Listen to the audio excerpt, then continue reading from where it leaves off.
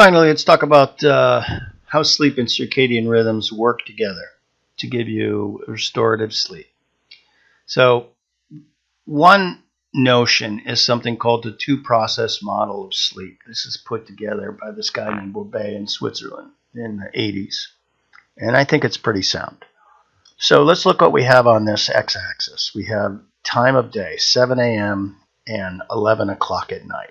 So this is a person who's awake from 7 a.m. to 11, and then they go to sleep till 7 a.m. the next morning. All right. So we have two processes, process C and process S. Process C is the easier one to understand. This is the circadian rhythm of body temperature.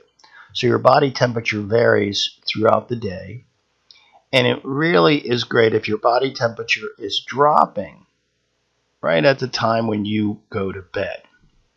So that's process C, is circadian rhythm of body temperature.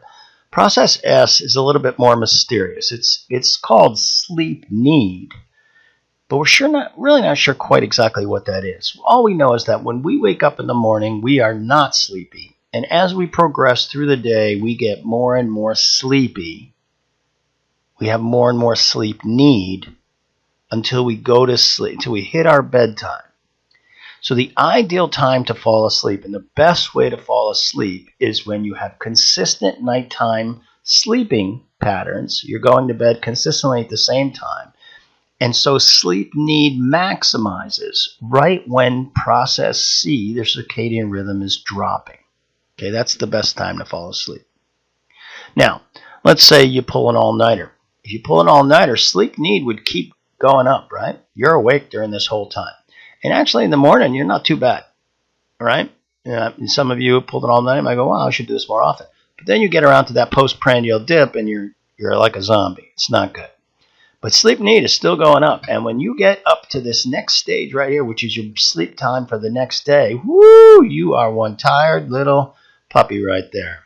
And once body temperature is dropping and that sleep need maxes, boom, you go to sleep pretty hard. All right. So I've talked about melatonin this early in the semester. Melatonin is also a Zeitgeber, believe it or not. Okay, melatonin can shift this circadian rhythm. And sometimes people with disrupted shifts in circadian rhythms can have insomnia. They have terrible sleeping problems. So I've always said, if you're having sleeping issues, you should evaluate why you have sleeping issues. Are you just simply drinking too much caffeine? Do you have disrupted sleep patterns where you're not going to bed, you're going to bed at different times? Do you have a lot of anxiety when you go to bed? You got to clear that stuff up rather than popping a melatonin pill, because even though melatonin will give you probably a good night's sleep that night, it may reset your rhythm to make you worse off in the long haul. Anyway, that's the two-process model of sleep: C for circadian rhythm, S for sleep need.